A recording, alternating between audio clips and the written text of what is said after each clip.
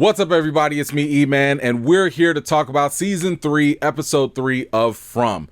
Before we get started, let me just give a huge thank you to all of you that have watched my videos, shared them, shared your thoughts in the comments, sharing your theories, buying the From t-shirts, and a special thank you to many of you that have hit that thank you button at the bottom of the video that leaves financial support for the channel. I'm extremely grateful, and it really just motivates me to continue hustling and making more From content for all of you. So, as a special thanks, please stay tuned to the very end of this video because I got a little something for you. Now, I've always wanted to say this, but previously on From. Jim and Kenny found food for the town, but at a steep cost of losing Tien Chen. Boyd is committed to finding a way to trap these monsters. Fatima is having weird pregnancy food cravings, and Tabitha has found all of the paintings from Victor's mom in their basement. Meanwhile, Jim just got a very strange phone call. Dad? It's Thomas. All right, there's a lot to talk about in this episode, so let's jump right into it. Spoiler alert. The following will contain spoilers for Season 3 of From.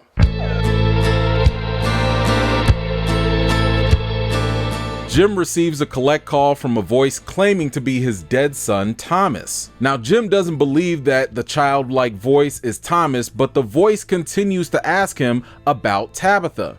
The voice then gives an ominous warning about Jim allowing his kids to play outside when it's close to dark.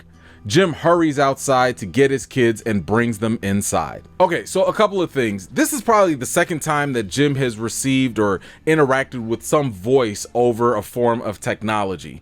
Before it was the radio back in Season 1. Who is this? Your wife should be digging that hole, Jim. Where he got that weird voice talking back to him. But now you have this new voice pretending to be Thomas. Now, I found this a little awkward because, recall, Thomas passed away when he was just a baby. So, it's not like he was talking or anything like that. Now, I don't know. I'm just thinking, like, how would Jim even be bothered by this? I mean, the moment I would have heard this, I would have hung up like it was a spam call or something. Like, but anyway, my bigger issue here is, when Jim went outside and ran into Boyd, not one word was mentioned about the phone call. Not one. I know this place does weird stuff, but I've been saying this for years now. Every bit of information matters in this place. This is why I keep saying we need some damn town hall meetings. I mean, come on now. I would have been like, yo, Boyd, you getting these strange calls? Because my dead son just called me. I don't know. Take a note about it for later or something. Now, as for the voice itself, I think it's safe to assume that this voice isn't actually Thomas. This seems like further confirmation that the entity of this place is really just here to mess with people's minds. But I do think that those questions that it asked Jim were pretty interesting. It asked Jim, why did you want her to die? Stop it. Is it because you didn't love her anymore? I'm wondering if, just if, Jim might have actually had some deeper inner thoughts that might have yet to be revealed. I mean, we know that him and Tabitha were about to divorce and they had some issues. So I don't know. You guys let me know. Do you think that this Thomas voice might have had a little bit of truth baked into what it was telling Jim? Back in the real world, Tabitha had been in the basement studying Miranda's paintings, looking for answers. She recounts to Henry how she got to the lighthouse and about the boy in white. She hears some sounds in the back, and Henry confirms that those are the bottles from the bottle tree. Back in town, Victor goes digging for something. Boyd talks to Ellis about using the talisman to possibly trap the monsters. Donna comes in and wants to know what's going on. Boyd says that he wants to trap one and make them talk. Donna asks what his plan was to capture the monsters, and Boyd said that he had concepts of a plan. I gotta say, I love Boyd's thinking here. He's willing to take chances, which I've been saying seems to be the only way to make progress in this town. Going outside, it's a high risk, high reward type of deal.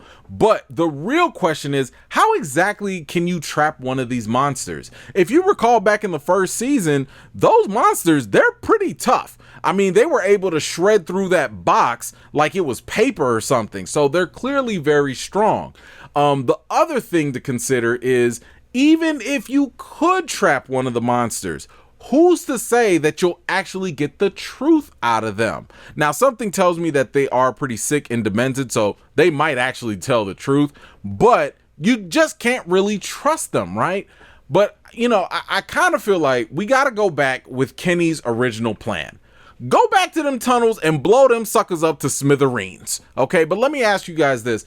If you could trap the monsters, what would your plan be? Back at Colony House, Fatima passed up some fine steak for her new favorite dish, rotten turnips and moldy potatoes. As she continued to stuff her face with spoiled food, right on cue, busybody Tilly just so happened to catch a glimpse of Fatima's boo-boo food buffet. Out in the woods, Kenny, Christy, Jade, Dale, and a couple of extras that'll probably die later on show up at the abandoned shacks to gather the rest of the food for the town. Jade speculates that the totems could be used similarly to how they used the talismans back in the town, possibly to ward off evil spirits. Jim cooks up lunch for the kids, but Ethan starts asking some tough, morbid questions about someone finding his mother's dead body. After Jim snaps, Ethan storms out with Julie right behind him.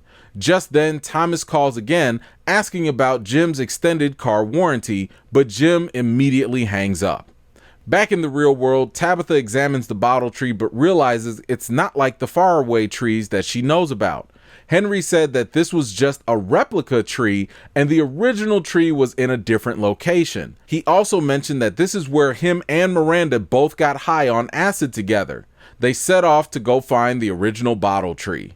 Okay, so I love the fact that Jade immediately jumped on the suspicion that, you know, these totems could be used the same way that the talisman are used, right?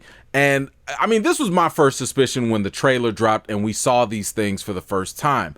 But now the question still remains, what exactly do these totems ward off? Are they evil spirits or is this something worse?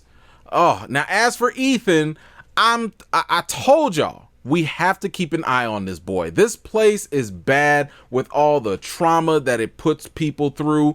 But my boy is going through some dark stuff. I mean, he's getting way more dark as this whole thing goes on.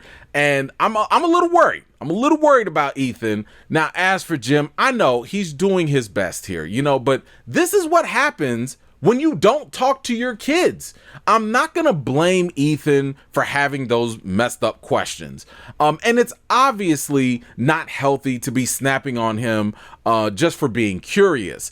Y'all are practically in hell at this point. I mean, call me crazy. It might not be a bad idea to just talk these things out with your kids. You know, help them process all these crazy things that are happening. But on to Tabitha. Clearly, this bottle tree is something important. I'm also wondering, did the acid trip that Miranda and Henry have, did that have anything or any impact on the town? Now, I don't think that there's a lot of evidence to support it just yet, but it's like the second or third time Henry has mentioned them taking drugs before all this stuff happened. So I've got a loose theory about this, but I still need more evidence before jumping to any conclusions.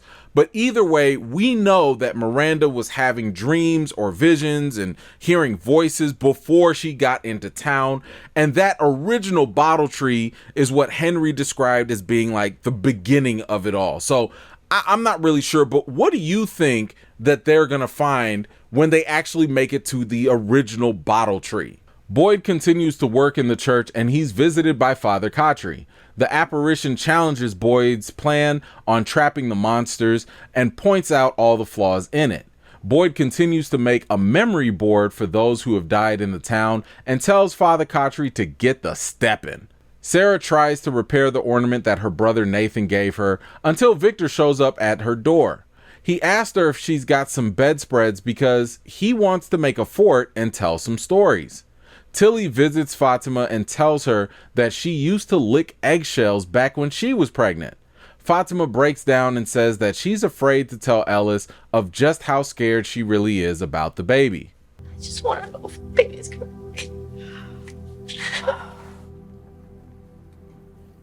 Well then, let's find out. Now, Katri reminded Boyd that the monsters are trying to change him and that his plan was arrogant. You know, Katri was basically saying that trying to trap the monsters was somehow making this all about Boyd. And I don't think I really agree with that assessment. You know, I still think that Boyd is doing his best just trying to save people. I mean, all he's been doing is looking for answers wherever and however he can.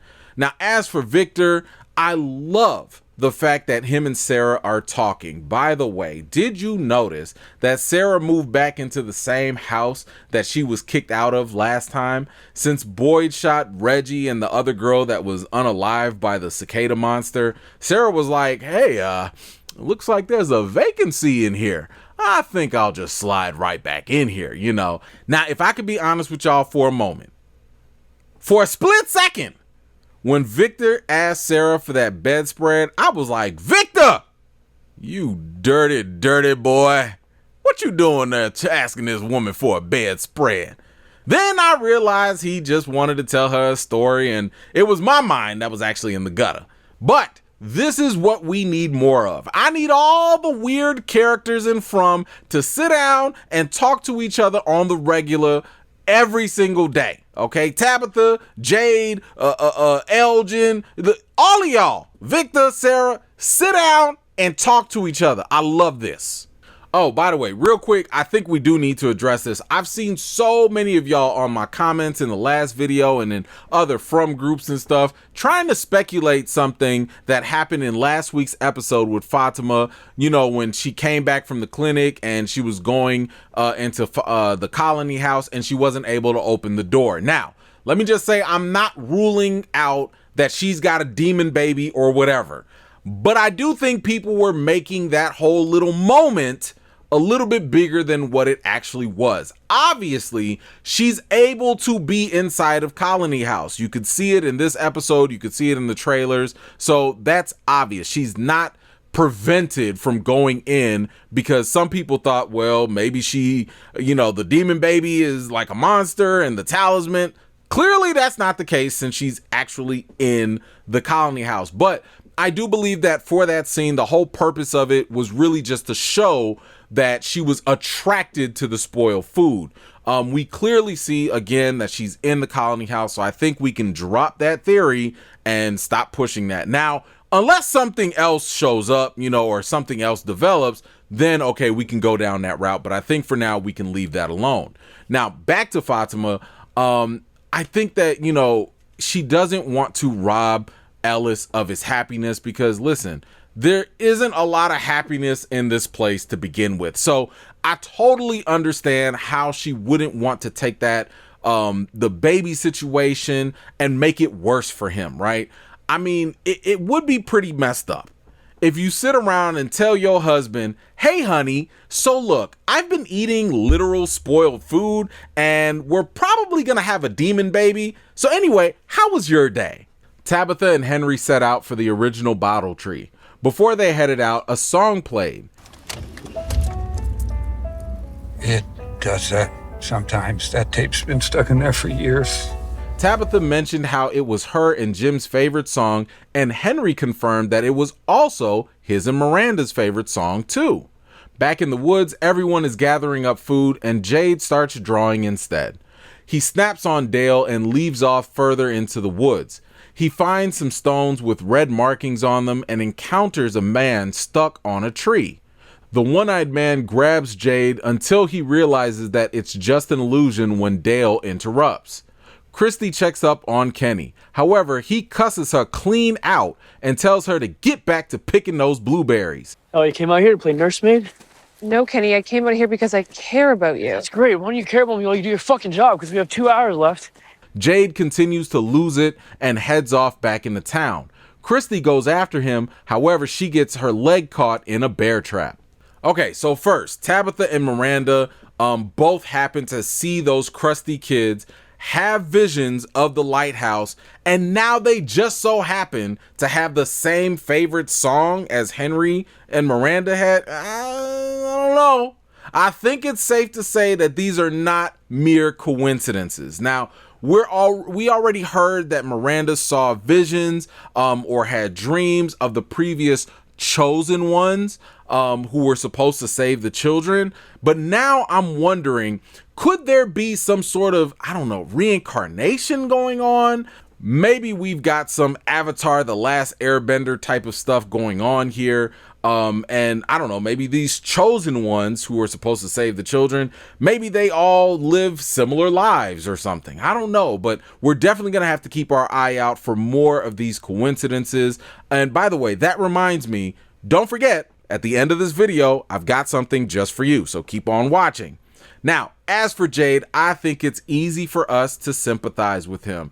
You know, we know what he's seen, what he's been going throughout this whole series.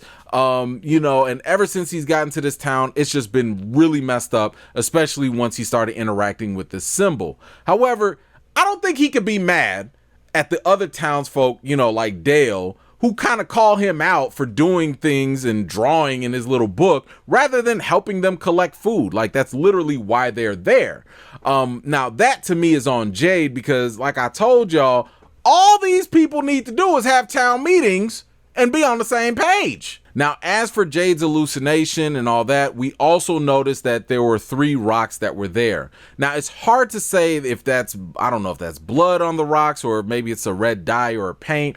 Either way, I wonder if these could be the same rocks or similar rocks that are used for sacrificial ceremonies or something of that nature, right? Like, recall when Jade went into the tunnels, he saw those dusty kids laying on the rocks, and I think we can agree that maybe though they were being sacrificed in some way.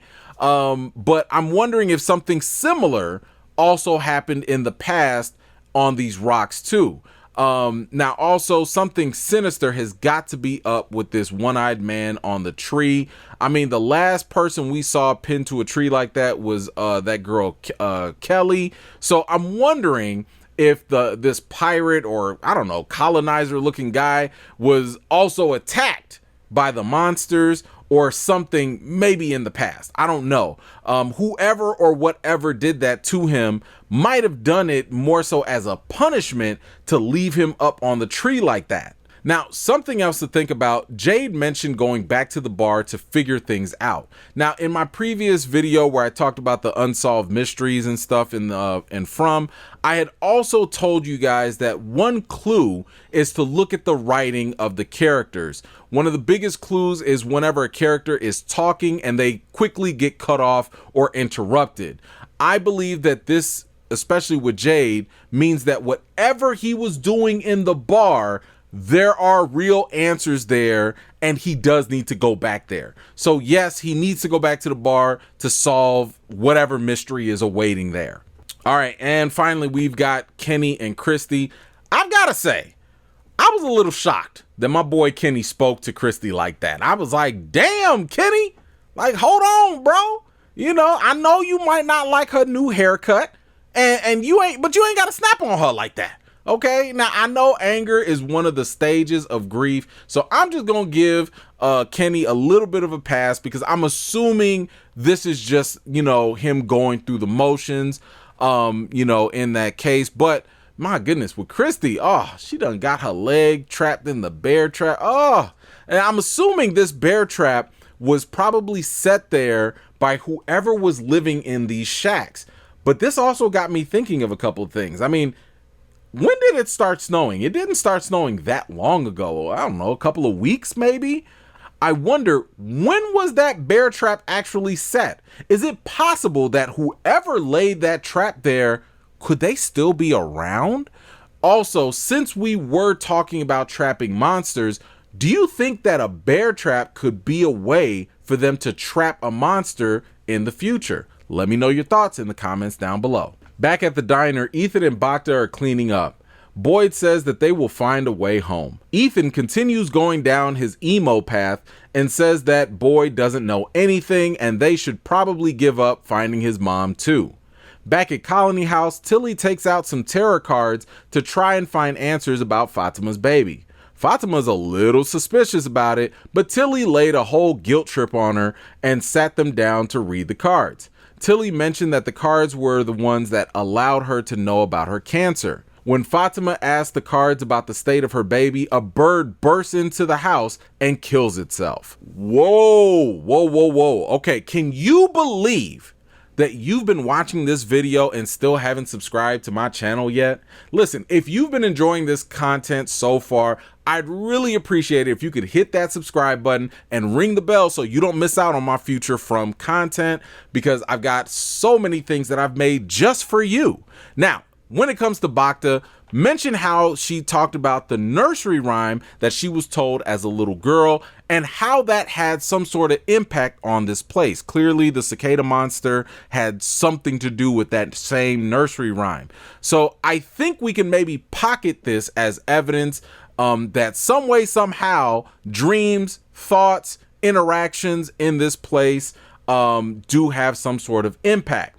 As for Tilly, oh, okay, I swear she continues to become more suspect as this show progresses. Back when I did my video on the possible mole, Tilly was definitely a prime suspect. But that crow or raven or whatever coming through the window obviously is a bad omen. There's nothing normal about birds doing kamikaze missions through houses like that. Now, I don't know about you, but I noticed how this happened precisely when that tarot card was about to be turned over. Now, I tried to zoom in, I tried to look, but I could not see what card was actually flipped over, but I do wonder what that answer could have been. But with all this witchcraft and magic or whatever that stuff that's going on, she gonna pull out some tarot cards? Really? I mean, while we at it, why don't you just bust out the Ouija board, as well? I wonder, what's the worst that could happen? Back in the woods, Jade and Dale grab one of the steel rods from the totems and use it to break Christy free. Just then, Jade sees the strange one-eyed colonizer man drinking red Kool-Aid out of a skull. He kindly offers Jade a sip, but Jade declines. Whoa, okay. So notice, when Jade took the rod out from the totem, one of those totems fell. I've got a really bad feeling about this. I mean, let's just say that these totems do actually work just like the talisman. That would mean that they probably also have rules just like the talisman do. Remember, with the talisman, you have to be in an enclosed space and the talisman has to be hung up. If it falls, you're cooked. So I wonder, if one of those totems isn't posted up right, who or what could possibly come through that barrier? Now, this one-eyed man drinking the red blood out of the skulls, you know what? I definitely think that he was probably involved in possibly some sort of satanic ritual or something. I don't know. But you guys let me know, what do you think is up with this hallucination and the red Kool-Aid in the skull? Back in town, Randall begins seeing the cicadas all over again. Boyd comes onto the bus and asks him if he wants to switch places with him. Boyd really wants to sit down and watch the monsters as they come out at night and study them. Okay, so Randall is still seeing cicadas again? I mean, the hell does that even mean? Does this mean that the evil entity is not gone?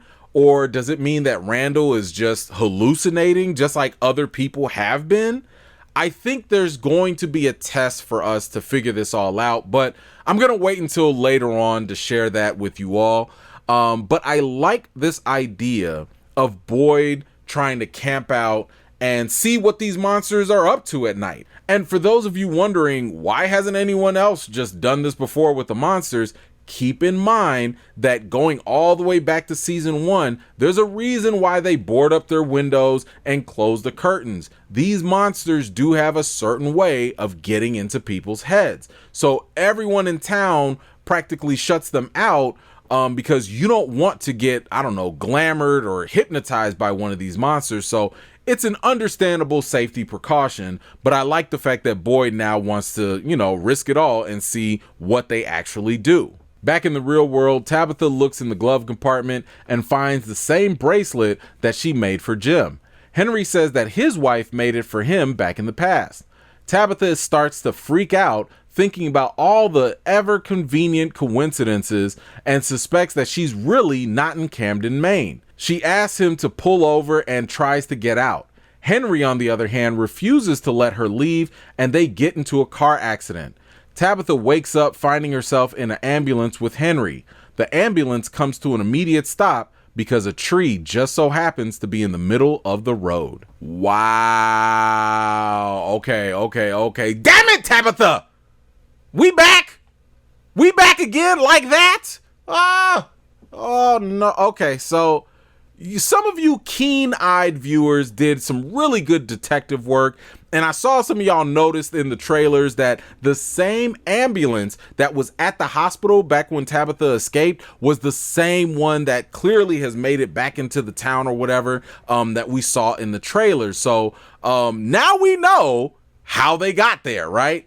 But let's talk about that, because I'll admit, I could not blame Tabitha one bit for being suspicious that maybe this town is pulling a fast one on her. We've already seen how the faraway trees can transport people to some random place or a different dimension.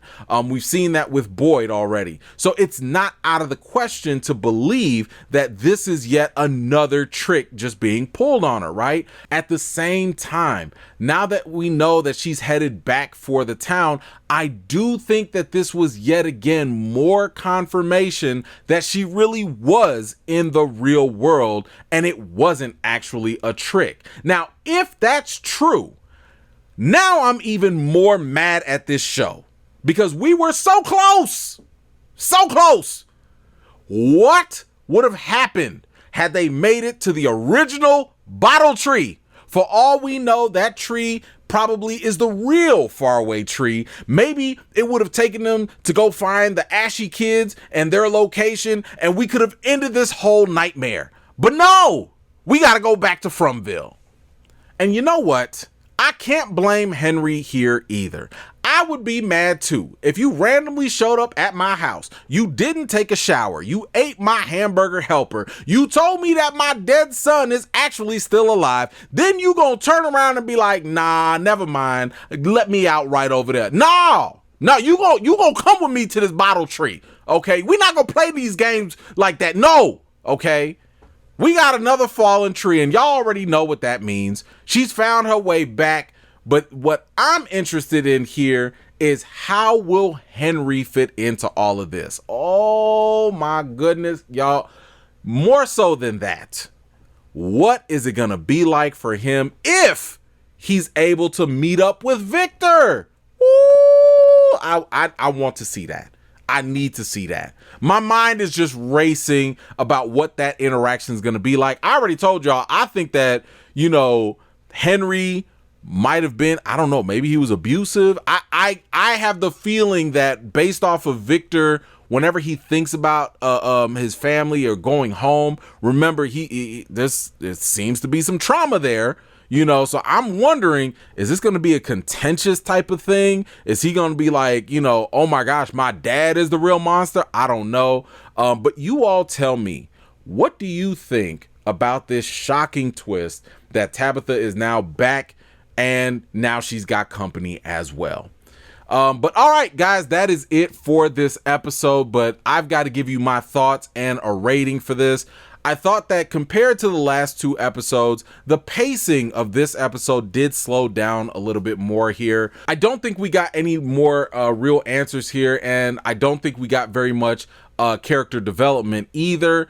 The main highlights here were Jade's visions, Fatima's demon baby signs, and of course, the big twist with Tabitha making it back to town. So, you know, when it comes to the rating, I think I'll give this episode a 7.5 out of 10. Still a very good episode that feels like a good setup for the next episode. I mean, I definitely want to see what the next episode is going to have for us, but you all tell me, what did you think about this episode? And what rating would you give it on a scale from 0 to 10? Let me know your thoughts in the comments down below. Now, as promised, I do have a little something special here for you. Again, just to say thank you for watching my videos.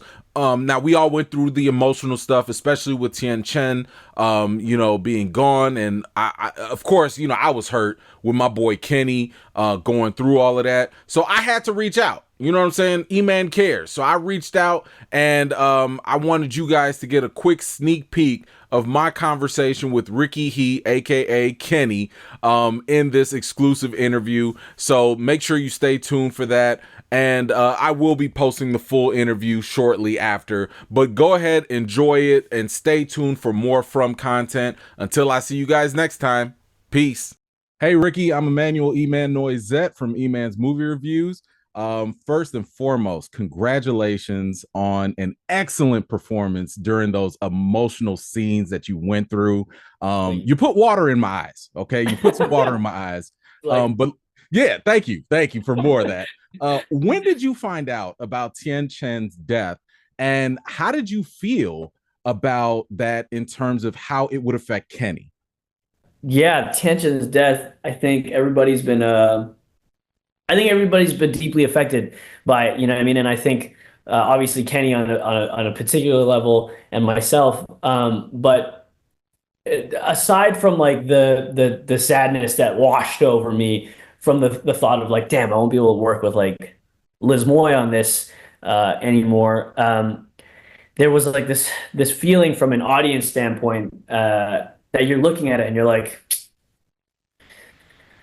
they really picked the best death, because it's like, not only is it meaningful to us as a cast, to the characters in town, like every character has a special relationship with her, and a relationship that they don't have with each other. Like, she has fully tamed Jade and is like, made him care about someone. The Matthews family, obviously Kenny, Boyd, but she's also a massive fan favorite. Like, we love Tien Chen. And so, yeah, it's been really, really tough. But thankfully, me and Liz Moy live in the same city, so I see nice. it all the time, and we can keep in touch. Nice. If you're new here and you like what you see, don't forget to like this video, subscribe, and don't forget to hit that bell so you don't miss out the next time I drop a video. I've got more videos and reviews to do for you all, and until next time, I'll see you all later.